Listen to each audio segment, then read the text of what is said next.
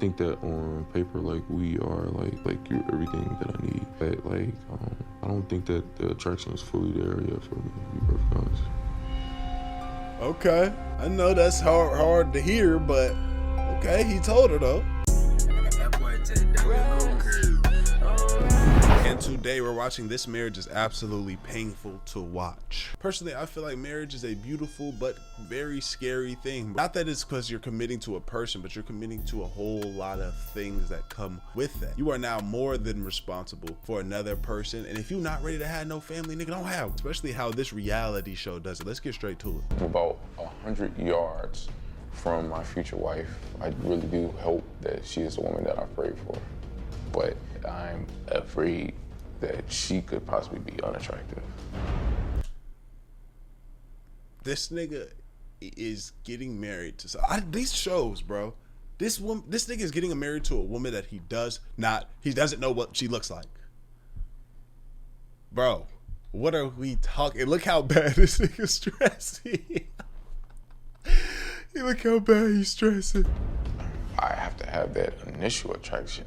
That's important for me. So this man said that one of the most important things for him in a relationship is physical attraction, and then he went on a reality TV show and got married to a stranger. And then it turns out he's not attracted to his wife. What do you know? And instead of being honest with her, he decides to drag her through all his own personal crap for the entire season. The only explanation I've been able to come up with is he was doing some sort of toxic relationship speed run. And I gotta say, if that's what he was going for, he did a flawless job. It was all there. The manipulation, the self-pity, the...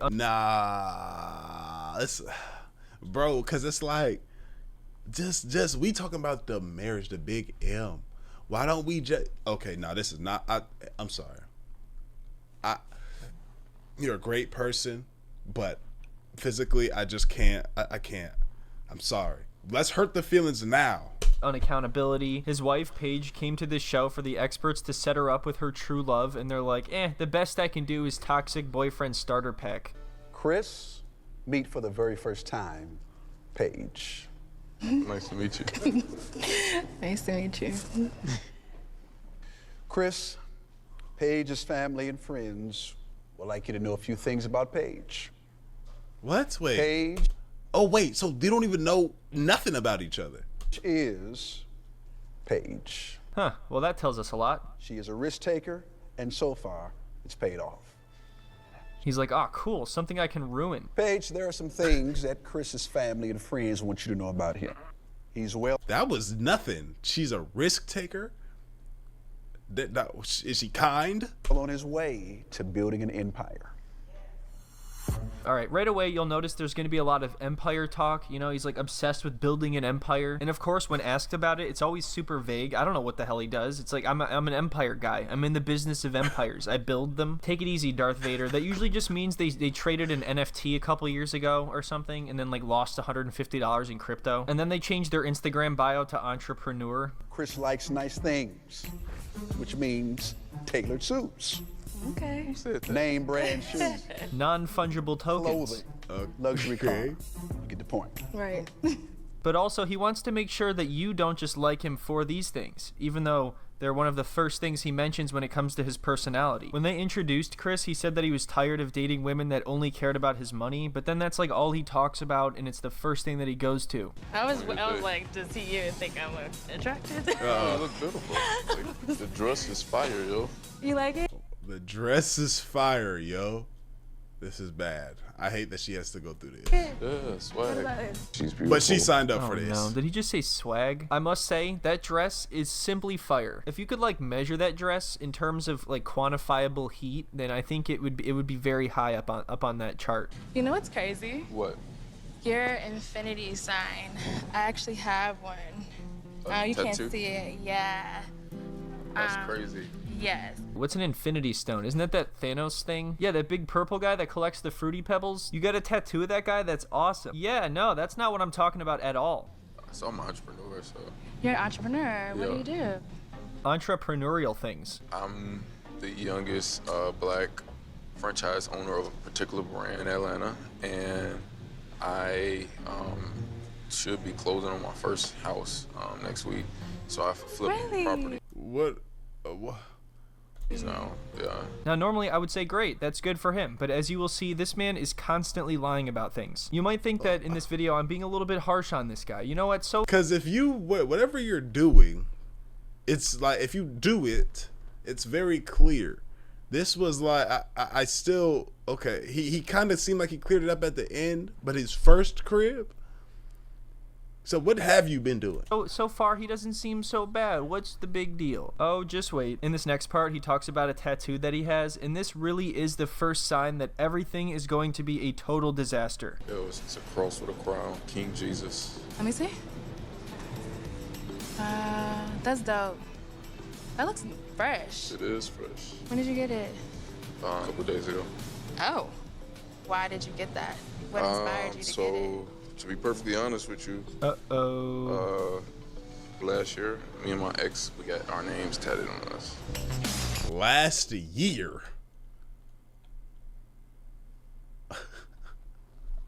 Last year. What do the experts have to say about this? Oh, Right. That's our bad. Sorry about that. We thought didn't you ask. wanted somebody that had a tattoo of their ex-fiance's name. The funniest part is the fact that he ran out and got it covered up like the day before the wedding. Like, oh shit, I'm getting married tomorrow. I gotta go cover up that let me cover this tattoo. shit up. And I never had a chance to get it covered up. And I was like, I gotta do it now. So I had to do that. Honest, he's honest. What do you mean you never had a chance to do it? You chose to wait until right before the wedding, and you chose to be on this show to begin with. Do you like dogs? What kind of dog you have? He's a Morkie. He's small. Interesting. Why? Yeah, my ex had. Oh my god. Oh my god. Okay. Why? Do y'all niggas do this? If a girl do this, red flag. I'm straight. I'm good. Like, once I hear that, okay, now I'm treating you a whole different way. There's certain things that a girl could do on the first, like, us conversation or link or, you know, getting to know this person. First, she could say something. I'm like, oh, I'm treating you this way. You know what I'm saying? Oh. Yeah, my ex was great. Terrific person. You'll meet her someday, don't worry. But I understand it's going to make you uncomfortable to talk about this too much, so I will change the subject. I apologize. Let's talk empires. My ex had a Yorkie. I'm like, is she your wife? Well, she would have been my wife, but she didn't want to build an empire with me. I was engaged. Really? Yeah, my last relationship was a few months ago, to be perfectly honest with you. So already by this point, it should be pretty few obvious months that this ago. guy is in no shape to be getting married right now, let alone to be getting married to a stranger. I just don't really feel connected. I just wish he was like looking at me a little bit more, but I'm just hoping that this is nerves and that, you know, we can, you know, open up. Look at this guy. He's so sad and uncomfortable. He looks like he's playing a game where if you look down, bad things will happen. He doesn't look happy to be there at all, and the way he talks to her gets more and more rude, and it's clear that he just doesn't really care about any of this and doesn't want to put any effort in. So tell me the whole like engagement thing. You were just engaged a couple months ago. What happened? I didn't trust her, and she didn't trust me. Oh, man. Really? And that was a couple months ago? Damn.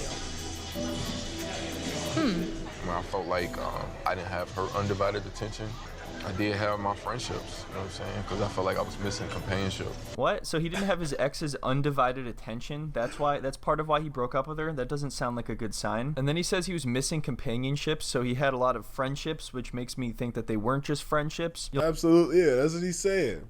He was like, he feel but that's the thing, like, probably this will happen, bro. He done got caught up doing this, caught up doing that, this many times, or many other times.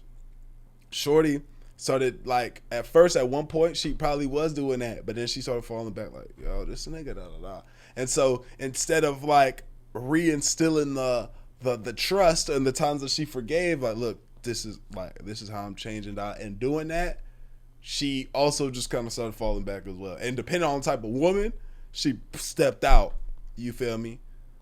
And now it was tough. You'll notice as time goes on that Chris has no filter and never takes into account how somebody else is going to think or feel when he says something.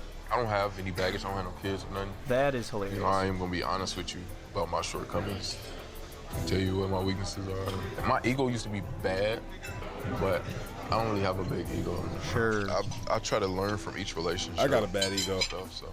There are certain times where Chris does know how to say the right things and eases the tension just enough to keep her around. But this dude saying that he doesn't have baggage is the funniest thing ever because his entire personality is his baggage. Maybe he doesn't have baggage because he is the baggage. He's like a baggage monster, you know, like Bilbo Baggage. Are you a virgin? No.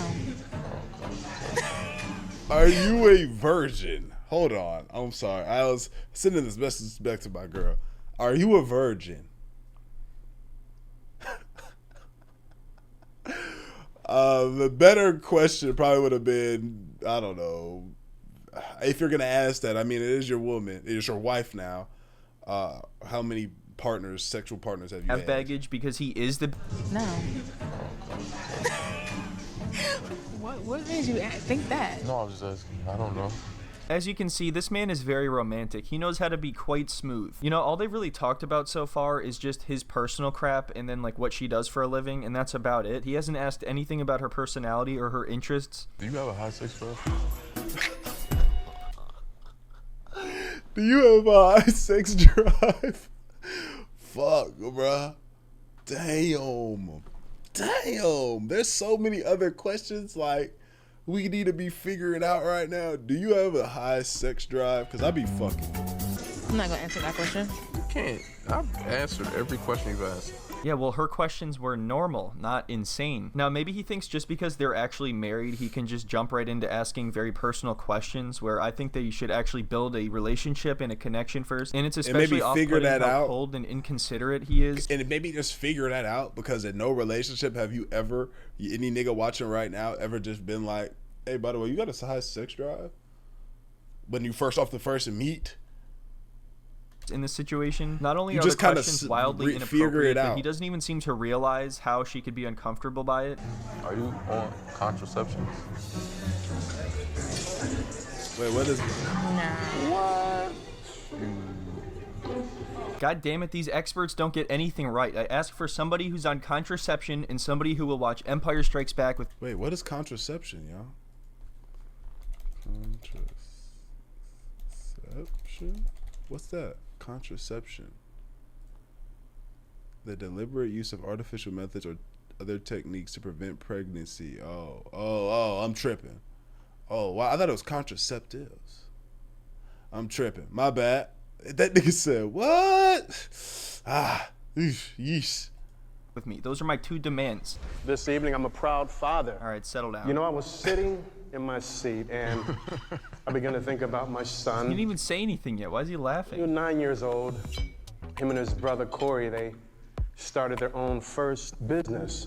You could almost say their first empire, if you will. Now, in this next part, Chris's dad sits down to talk to Paige, and it starts to make sense why Chris is the way he is. Not only is Chris asking some out-of-pocket questions, but his dad sits down and starts to ask her about their intimacy and how much she's going to satisfy him. She's amazing. She's very articulate. She's very accomplished. So two worlds will come together, and Chris and her will build an empire. Oh my God, take it easy. They're on a reality TV show. They're not building anything. Working the hours that he worked. When he comes home, he's exhausted. Right. He wants the touch of his wife. He wants to be intimate with his wife. Okay. All right. What the hell is he talking about? All So right. as you can see, this man is clearly insane. Just putting aside how weird and creepy it is for him to comment on this, if they're both working, then what's the difference? You know, if they're both going out and working hard and then coming home, why is it her responsibility to make him relaxed or all this bullshit? When he comes home, he's exhausted. When he comes home after a long day of empiring, he's exhausted, you know, and he needs his wife's touch. The question is, are you gonna touch my son? And he don't want that to be once a month, but he wants that to be once you understand and grow together.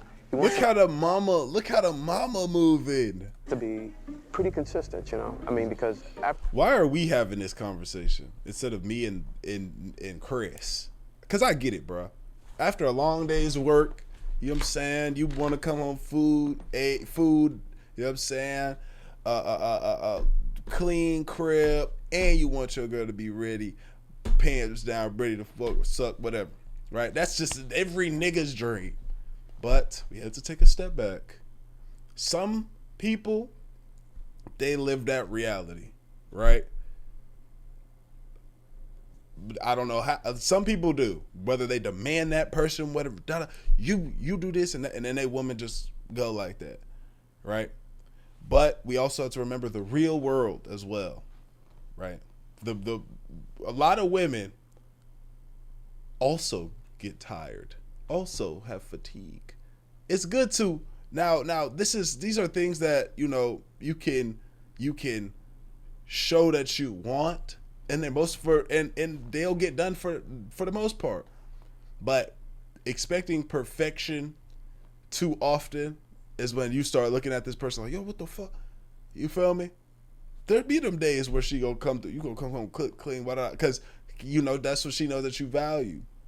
But the way this is being presented is just, it's nasty. The way it's being presented, rather than just being like instilling it within the thing. Hey, can you make sure? Hey, can you cook this whenever you get home?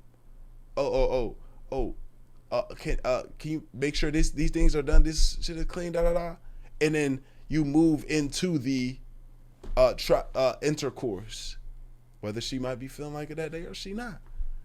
But I'm not trying to hit my girl if she not even like she just like, no, I need you to feel like want to do that as well. And some days she's not going to. After you work and you give out, you want to receive back. All right, there's way too much to even unpack in this situation. I could sit here and talk about how deranged this is for like 10 minutes. All I can think is she's working too. She has a job, so she's also giving. And if she's working, that makes it even more difficult. Like, if she not working, and she at the crib all day, it's different.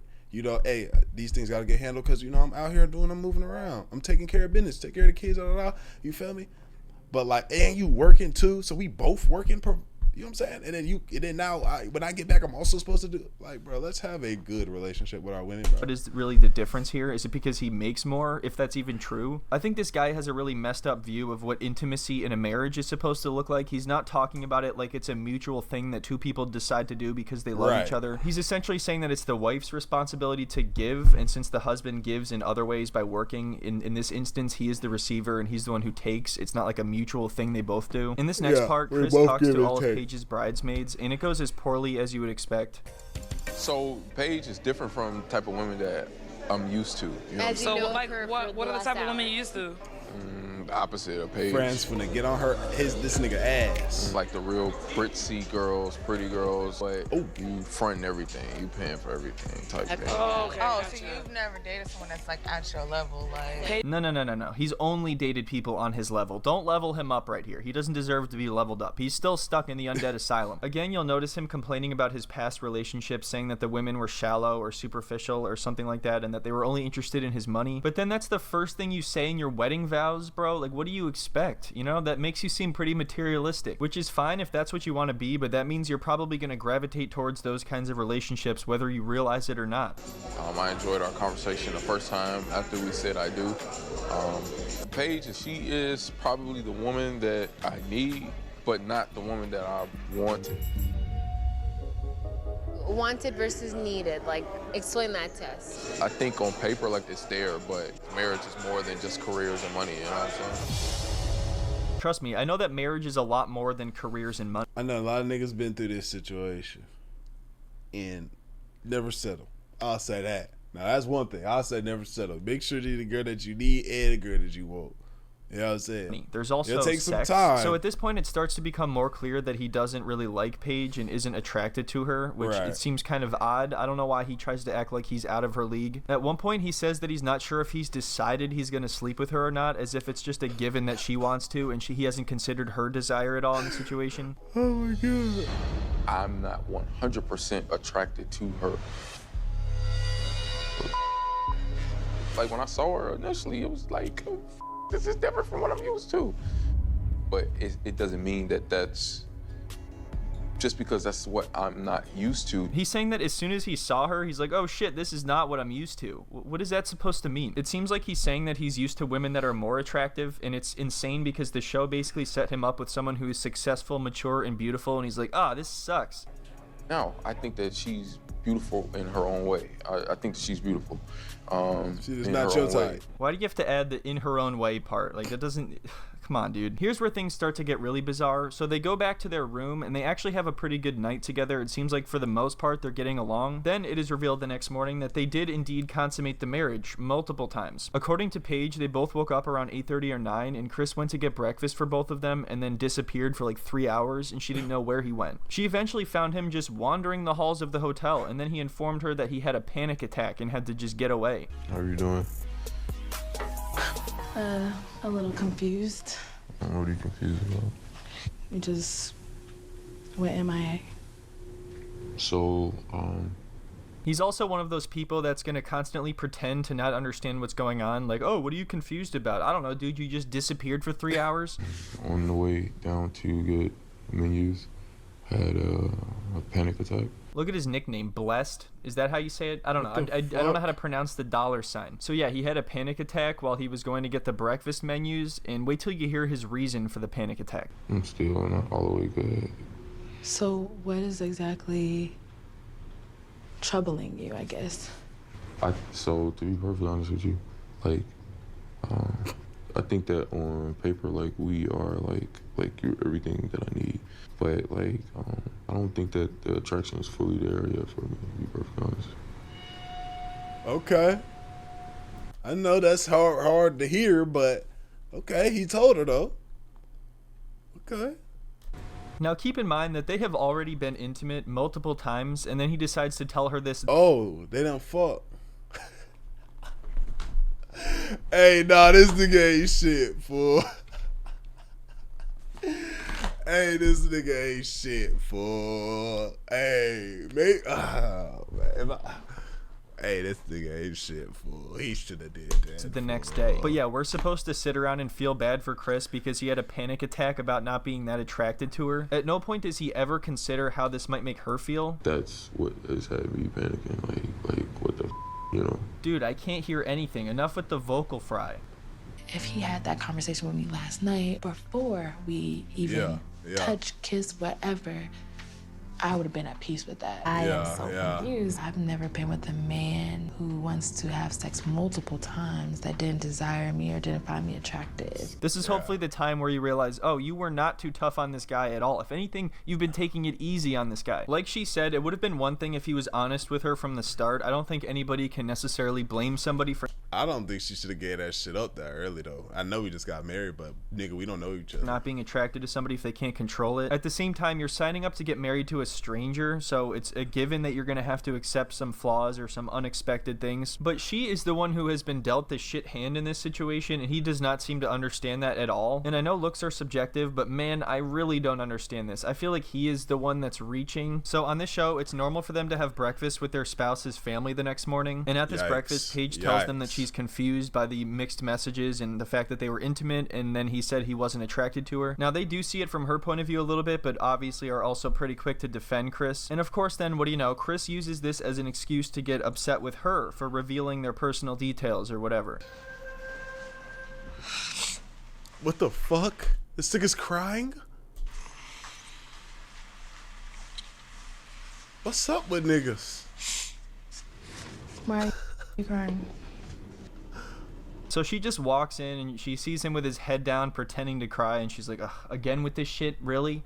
It's been like a day. Come on. Can we just play a board game or something and get to know each other as husband and wife? What is all this? All this nonsense about panic attacks and breakfast menus and empires? I'm gonna lose it here. How do you think all the stormtroopers would act if Darth Vader was sitting around crying, huh?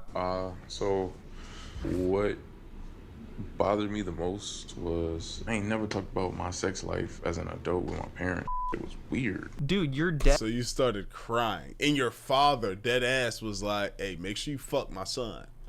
Ed sat down with her and talked about it. That was the weirdest shit ever. If Chris wasn't so horrible up until now, I could kind of see the point where you shouldn't talk about these kinds of details with your family, but this is already a very unusual situation, and I can imagine she would feel kind of helpless and want to talk to your family about it. With all due respect, like, I did not want to have sex coming into yesterday, but I wanted to feel a closeness to my wife. Maybe, you know, I would generate some type of attraction. Yeah, that's really nice. You know what's crazy? I was thinking, but I just like, I'm not even gonna say that because I don't want niggas to think I'm like, you know, siding with the nigga, but I was like, maybe he was trying to do that and see if he would find some attraction or think she looked good. But that was a horrible way to do that. Nice. Right? Now she has to hear that he didn't even want to do it to begin with. So the whole thing was he just regrets the whole thing, I guess. Him saying that he wanted to feel closeness with his wife or build some kind of attraction, that's all just an excuse. That's not the case at all. Anyway, we have come to the end of this video, but there is so much more that happens with these two. Before I go, I just want to give a quick reminder to check out the podcast. It's posted. This nigga right here, very unemotionally aware, not very self-aware, and just kind of doing shit.